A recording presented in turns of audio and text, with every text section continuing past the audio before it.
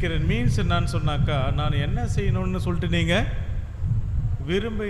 விரும்புகிறீங்க ஆண்டவரே. நான் என்ன செய்யணும்னு நினைக்கிறீங்க, எனக்கு நீங்கள் தெளிவுபடுத்துங்க. எனக்கு புரிஞ்சுக்கிறதுக்கு முடியல, எனக்கு எப்படின்னு புரியல, எனக்கு நீங்கள் உதவி செய்யுங்க ஆண்டவர் அப்படின்னு கேட்கும்போது அவர் என்ன பண்ணுவார்?